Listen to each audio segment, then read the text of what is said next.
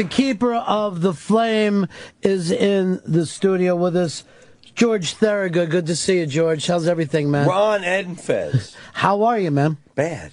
You're always bad. Still bad after all these years. That's me.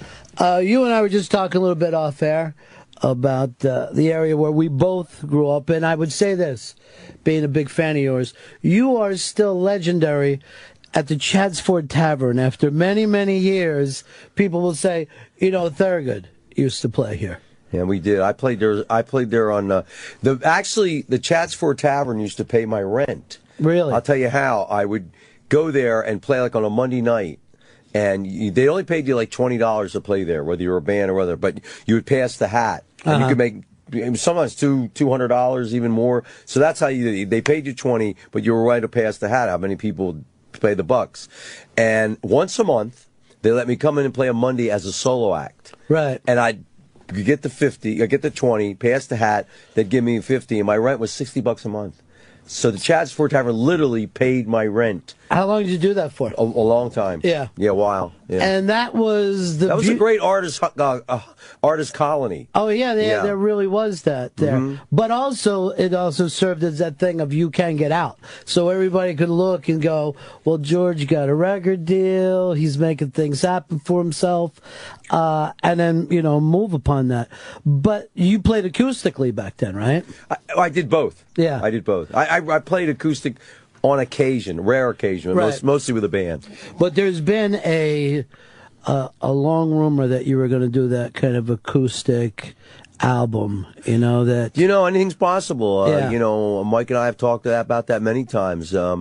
Maybe somewhere down the road, I would like to get involved with something like that. But maybe do it instead of just straight rock and roll or blues, even like a little bit of an outlaw country thing, kind of a...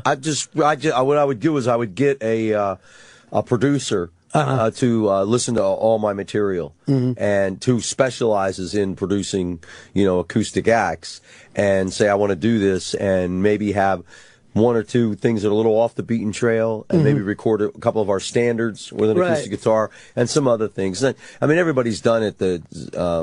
One of the biggest things Eric Clapton's ever done is his Unplugged thing. So, yeah, I would go about it the right way. I just wouldn't go in there and wing it and make it a real project. Well, I always thought that you had that kind of, you know, because people bring up the blues or rock and roll with you, but there was also a country and western feel to what you were doing. Probably western more than country. Yeah, I was a huge Marty Robbins fan. Still am a huge Marty Robbins fan. But it's funny how certainly Nashville has forgotten about the western arm of country and western, you know? Yeah. I believe that. I think that the originators of the country thing, Hank Williams and Marty Robbins, Hank Snow, and Johnny Cash and those people, they just moved to Nashville. That's where they went. They moved there, so they built the industry up around that. But they were the first of that time to put quote unquote country music on the map. And now Nashville's a huge industry. Now, of course, and it's about that. But it was those artists that really kind of, they were all there. But they didn't change their sound at all. Hank Snow still stayed the same, so did Johnny Cash and all those people. And then when they made that the, you know, country capital of the world, so to speak, well, they just figured, yeah, you know, there was a lot of tourists coming through here, so they made the industry there. Well, for you two always being a rock and roll guy, there's still a thing where no one knows where to put you, though, don't you think? It's like you never were part of, like, that one scene.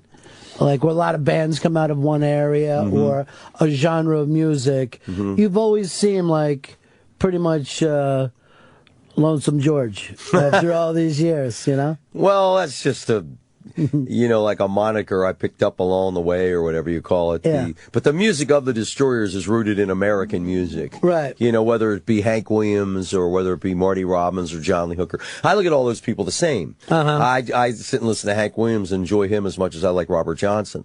So it's kind of an Americana thing that our band has been about. Who did you get into first? Where did it all start for you? Probably all at the same time. Yeah. Pretty much it all, you know, like anybody else, I'm a kid, you're watching the Beatles and you're watching the Stones and, you know, all those people coming along. And as I started getting older, I started listening to everything because everything turned me on. I'd be listening to a Ray Charles record one day and Hank Williams the next and John Lee Hooker the next. And people were coming up to me and say, well, that's great that you have your taste is that broad. But if you're going to get somewhere, you got to narrow it down to one thing. Find out something you can do, something you're about.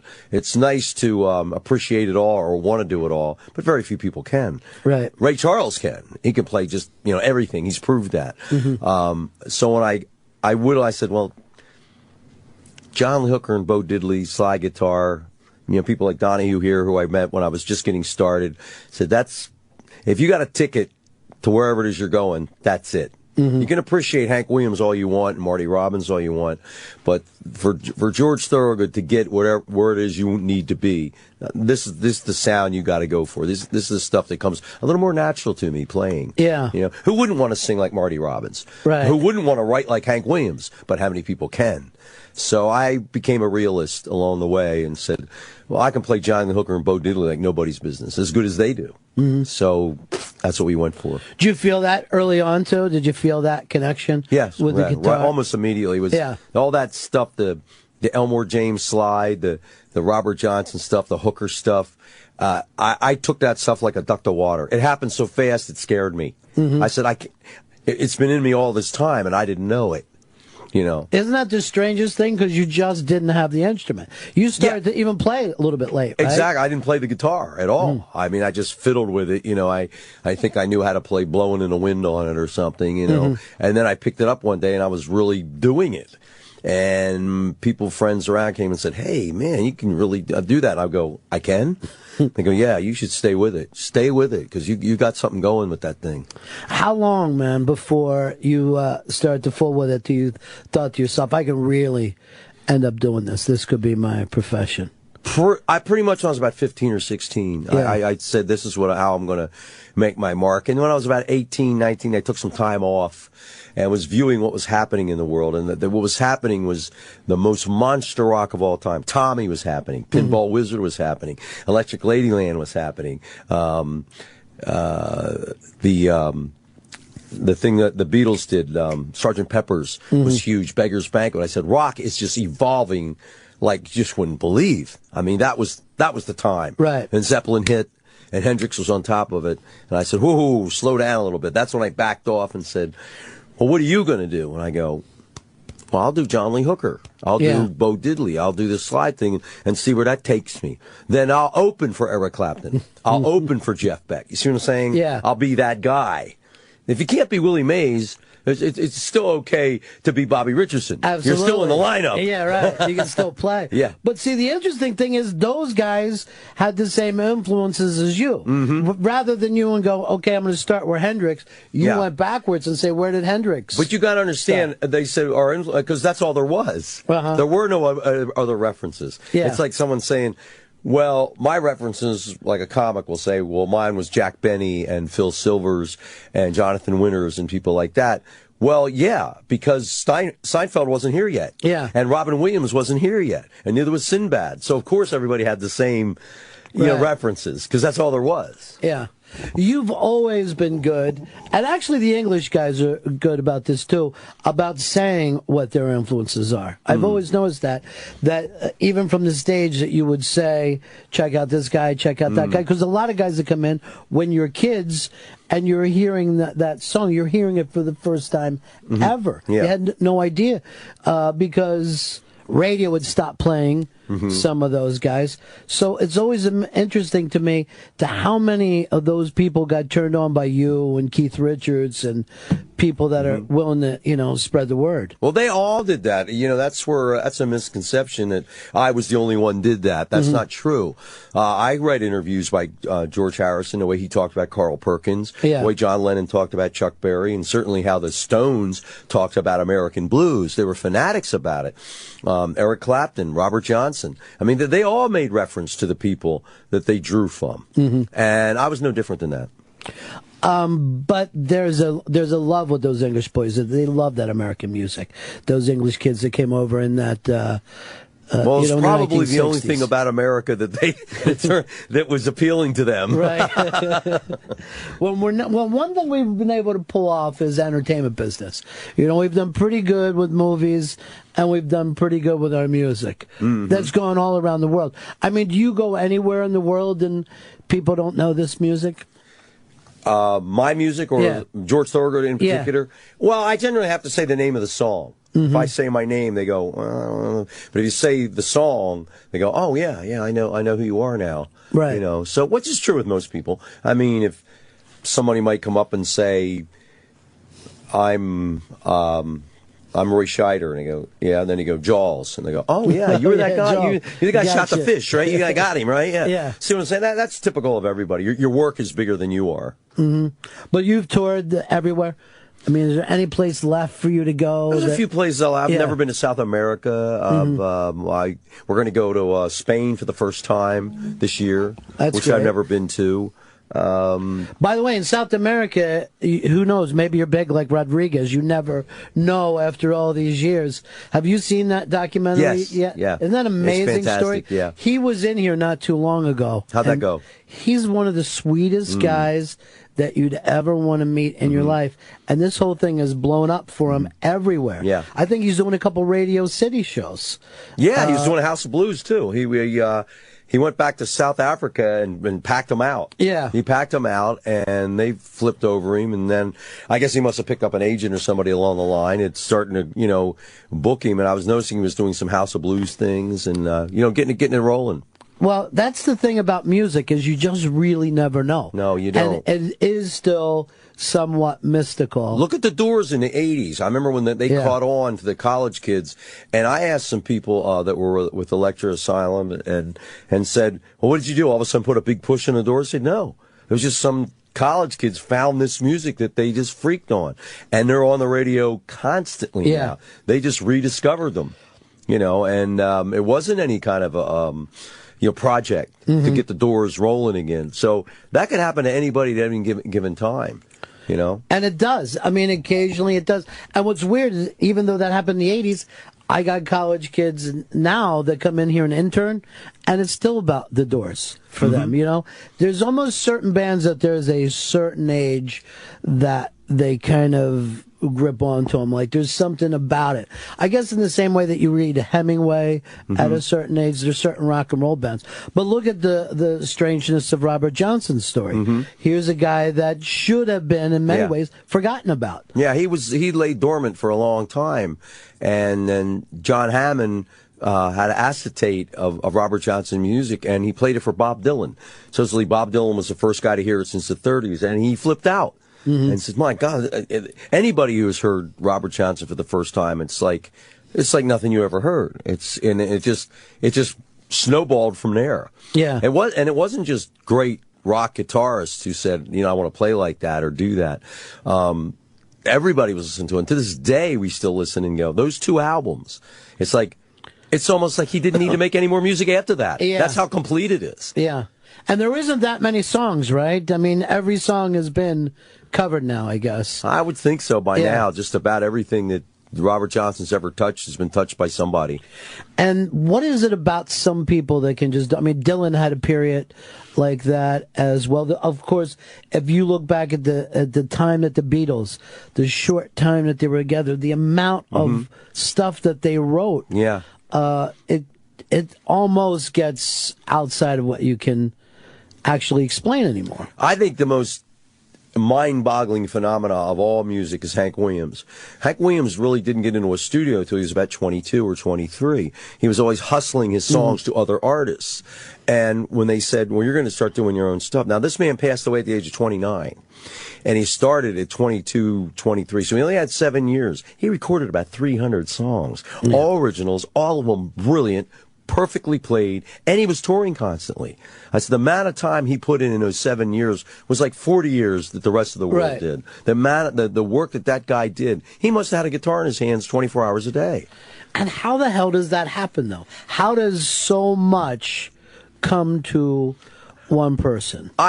There are people who are clever, like I am. There are people who are very clever. And then there's people like Mick Jagger, who's a genius at being very clever. Yeah. And then you got somebody like Beethoven or Hank Williams, who is a genius. That's all you can sum it up to. Only a genius could do what Hank Williams did, whether he knew he was one or not. Because that music is flawless. I mean, even the recordings, the songs, no two of them are alike. The the fiddle solo is in the perfect spot. The guitar solo is in the perfect spot. The songs are always in the right key. The arrangements are always perfectly played. Just like Robert Johnson. And the Beatles. Right. You know, there's like only 3 acts I can name. And sometimes you listen to something and say, well, I don't really like that. Doesn't sound too good. Or they didn't record that so hot. But Hank Williams isn't one of those people. I mean, he must have been some kind of perfectionist. Either that or whatever is that outside thing that touches you just comes down at that moment, and it's a kind of laying in hands. Because I've seen stuff. There was a Scorsese documentary where he was showing Dylan, and Dylan is like typing songs on a typewriter, just sitting there at a party with other people and typing shit out, and you're like, that isn't supposed to happen. Well, it is actually in a way, because not only is Bob a very good typist, what people don't know is Bob's original instrument was the piano. Right. He was a piano player first before he started monkeying around with the guitar. And if you watch his show now, he actually plays more piano than he does guitar. So probably the typewriter felt natural to him. He's using the keys, both hands and the fingers, tick, tick, tick, tick, tick, tick, tick, tick, tick, because he's a pianist. You still feel the same way about music as when you were a kid? I mean, you can still get the same buzz from your music, other people's music? I think the older you get, whatever you were into just becomes even deeper. If you were in love with, Ernie Kovacs or Soupy Sales when you were a kid, it's even more so now. You become more of what you've always been. Right. You know what I'm saying? I'm sure Eric Clapton is just as passionate about Robert Johnson as he ever was. Maybe even more so. See what I'm saying? Yeah. Because the things you like, as you grow, your passion for those things grow.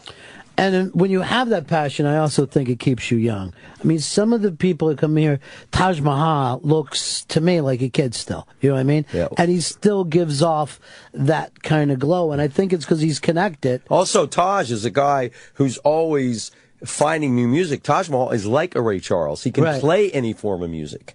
He can play anything. He can play any instrument. He plays every kind of music known to the human being, and he excels at it. So I can see, well, that would keep him fresh. That would keep him him going. And I could see Taj doing a whole album on a kazoo, or you know what I'm saying, on one of those. In one of those instruments, because he's that talented and he's that interested in so many different things. So I can see why that would keep him young, keep him going. You still get the same buzz about being out on the road, though, as you did when you were younger? Well, more than ever, because now we got more songs, we got better places we play, the combinations are better, and I'm not auditioning anymore. Like for years, you're like, I'm doing this, get another gig. And now people say, you got the gig. Relax and enjoy what it is you're doing. You've locked in. Not that we're getting complacent. Right. No, that's not what I mean. I mean, the passion of doing it is bigger than ever, because it's like, take your time, George, relax. Right. Everybody digs you. Everybody knows you're. Bob Dylan came up to you and went, bad. Jeff Beck came to see a play. Now, how much farther along do you think you're known now? Right. I mean, all that stuff would have been ridiculous when you were starting out to think. Yeah, absolutely. Do you let yourself fantasize that? Of course, we all do. Right. Well, it's like Carlton Fisk stepped up to the plate in Yankee Stadium. He was about 3/4 in his career, and he stepped out and called time, and he just looked around. And they said, what are you doing? And he said, I'm batting in Yankee Stadium. Right. See what I mean? He would have never dreamed that as a 10-year-old. I'm going to be, playing ball in Yankee Stadium. Of course, he played for the Red Sox. That's beside the point. The point is, he was, in that mindset when he was a kid, and to actually pull it off. Yeah. It was pretty cool, I thought. Well, I always think when you're a kid, there's only two daydreams when you're in the backyard. You're either winning the series for the Yankees or you're beating the Yankees in the series, right? I pitched a no-hitter in my bedroom against the Yankees when I was 13. I got Marison Mayer to strike out. We all did that through the ball against the pillow. And, you know what I mean? That's it. Yeah. But it's true. You're either beating that team, and when people get mad, they want the Yankees. No, man, I want to see the Yankees up there. Yankees are great for baseball. Yeah, they're great for baseball. Ask the Diamondbacks, the Marlins, Tom Lasorda, Hank Aaron. They all have World Series rings, but it doesn't mean as much until you beat the Yankees. Yeah, when you win the Yankees in the World Series. Bill Mazeroski, that's the, it's like one thing to win the World Series. It's another thing. Well, I won the Academy Award. Who else was up for the award? Richard Burton and Marlon Brando. Yeah, right, exactly. That's when it means something. You beat the Yankees. And when you lose to the Yankees, well, hey, it was the Yankees. You're in a no-lose situation. Right. You're a Mets fan, though. Mm-hmm. And for somehow a guy who lives in Delaware jumps over the Phillies and picks the New York Mets. How did that ever happen? When I locked into the Mets in the 60s, and I figured it this way.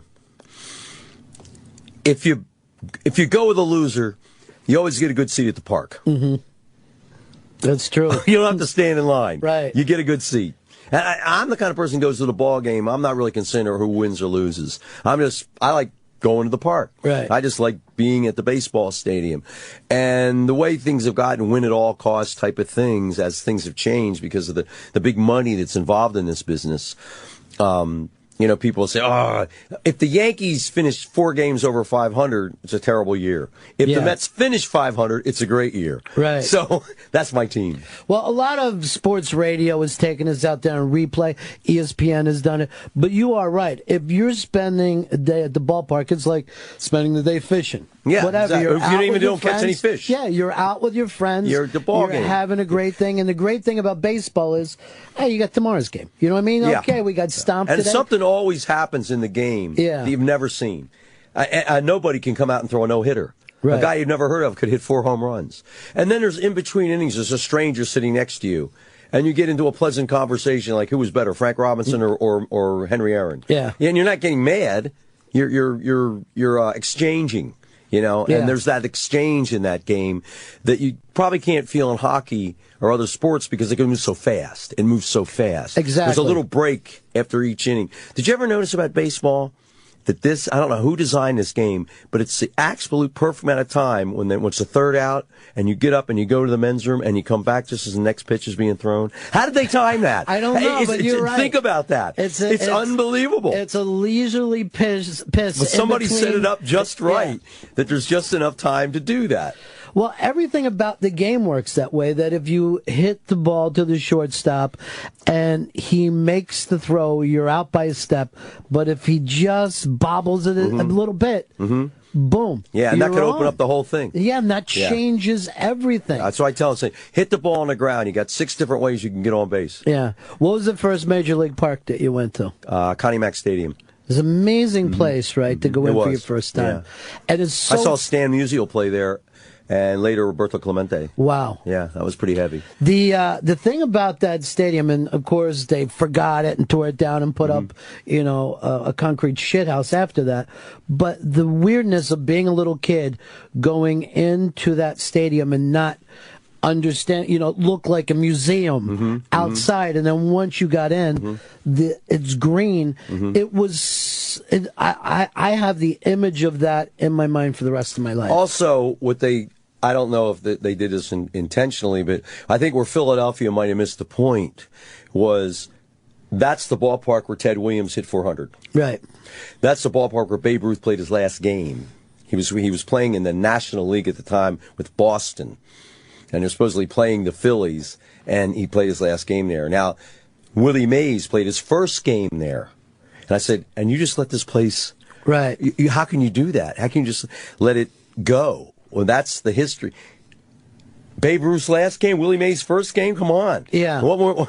Well, because you had some blind spots in the stadium, Yeah, but those high points outweigh the other things. I agree 100%. And again, I'll take that back to your music.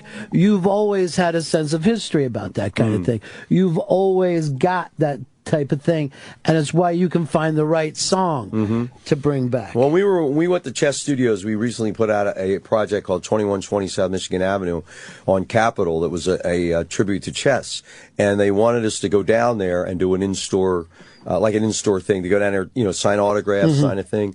And Willie Dixon's widow was there, and we went, And I was really tired. I'm not much of a daytime person, but, I had to get up and do my promos and things like that. So we went down there, and a producer of our record, Tom Hambridge, was there. And I went, and I was there, and I was saying, I got to go. And Jim Hutt, who's with us today, said, you should play a song here. And I said, I can't. I'm just too tired. He goes, George, this could be it. Well, you could get hit by a truck tomorrow, whatever. You got to play a song at chess. And I'm like, You're right. If you were thrown out to Wrigley Field, you'd run the bases. You'd point to the stands like the Babe did. Yeah. You got this moment. Seize it. And I didn't. And then Siller and I played the song Bo Diddley by Bo Diddley. Yeah. It was all I had in me to play one song. And that's the one we played. And I'm so glad I did it because I can say I played at chess. Right. And even one song. So what? I played there. Yeah. You never take that from me. No, that would have been the thing of imagine if you were a kid and someone said you're going to go through all kinds of shit, but one day you'll get to play at chess. You would have said, sign me up. Yeah. I don't care what else happens. I mean, a hurricane could come along and blow it off the map tomorrow. Yeah. And I had my chance and I didn't take it.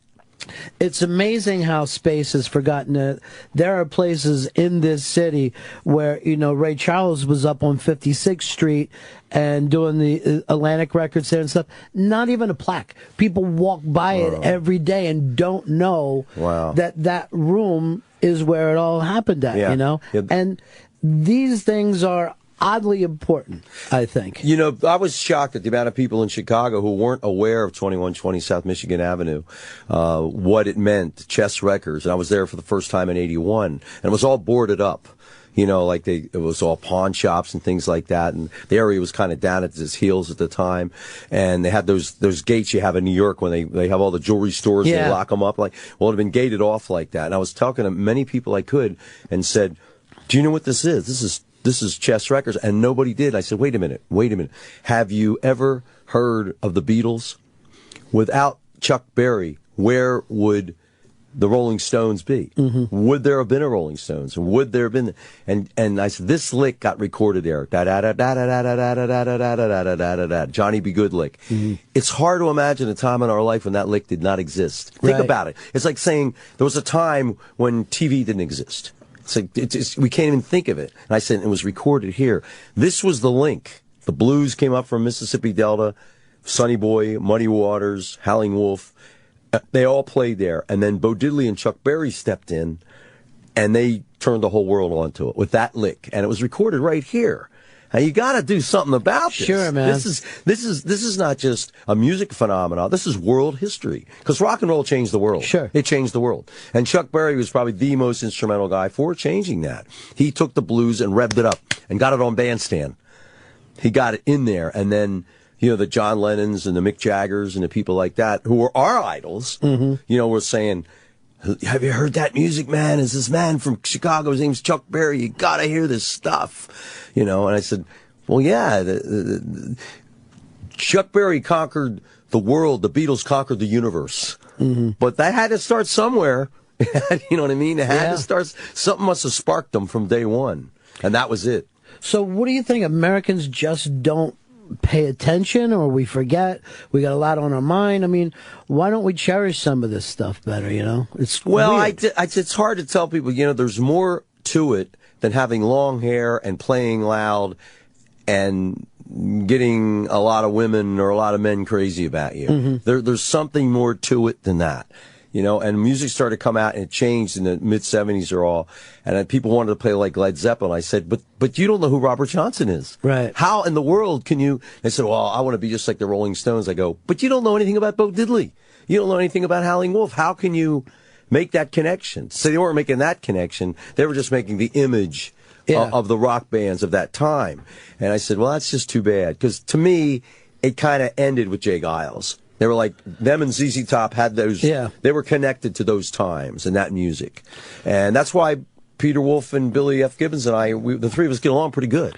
Well, same school. Yeah. But, the 1970s, especially Jay Geils live shows, were about as close to church as you could get. I mean, people would leave there feeling transformed. Jay Geils played, I came out of the ballpark, Veterans Stadium, And there was a ball game there. I came out, and there was a show across the street at JFK. Closing the show was Peter Frampton. Playing before that was Fleetwood Mac. Before that was Ted Nugent. Before that was Leonard Skinner. The opening band was Jay Giles. Of all those 5 acts, this is when Peter Frampton was the world. Yeah. He was a big-time act. We come out, and all 100,000 people are leaving JFK, and they're all going, Jay Giles, Jay Giles. They played 5 hours earlier. Yeah. I finally got a chance to meet Bruce Hornsby. Wonderful man. We're at a restaurant, and we're sitting there talking, and Bruce is a great talker. He's a great conversationalist. And we're sitting there talking about music, and this, that, and the other. And out of nowhere, I just go, hey, Bruce, are you hip to the Jay Giles Band? He puts down his fork and he goes, his voice drops and he goes, oh man, they were the business. When the Jay Giles Band played, everybody backed up. It's true, They man. all backed up. It's true. Forget it. And I think they were the best live albums I've ever. I mean, probably the only way to experience them is going through the live albums, more than the studio albums. Yeah. When I went to see them at the Philadelphia Air Conditioned Spectrum in '75 and '78, the people went to see the Jay Giles Band. Only had Jay Giles records. Right. Yeah. Talk about a cult following. Yeah, I know. I thought they were local for a while because any party I've ever been to in my life, they were playing Jay Giles records. Yeah. Anywhere. House when I was party. growing up. Yeah, house party was, if you didn't have it, we're probably going to end up leaving. You know what I mean? Right. It's going to be done. And then you got to tour with those guys and the Stones, which phenomenal for you, I'm guessing, at that point. I was at that point when I said, you're working with Peter Wolf and Mick Jagger, who one reviewer wrote about our live show.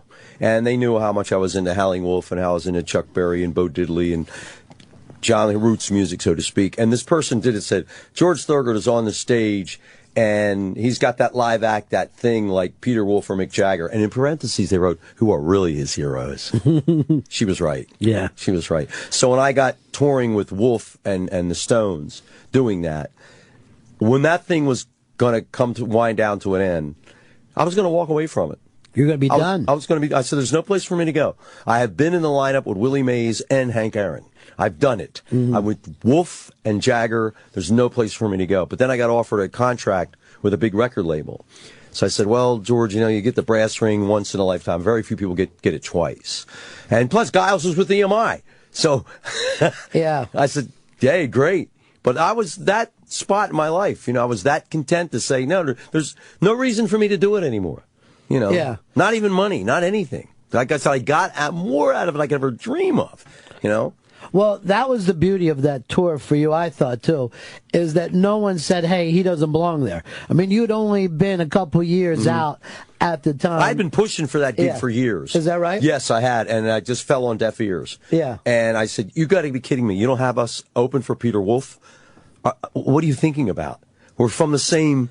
Yeah. I said, Mick Jagger, George Thorogood, and the Rolling Stones, I mean...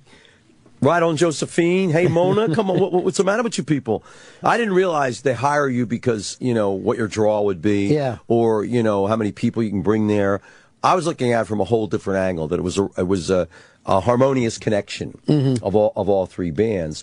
And I finally went to our booking agent. I said, you're not going to book another date until you hound Bill Graham to the bowels of the other side of the earth to get me one gig with those guys. Just one, because I'm tired of these disco bands opening for them. Yeah. I'm tired of these acts going in who don't even know who Slim Harpo is, who have never played a Jimmy Reed lick in their life. I'll do it for nothing. One gig is all I'm asking. And from that one, many more came. Right. Because Graham picked up that was my attitude.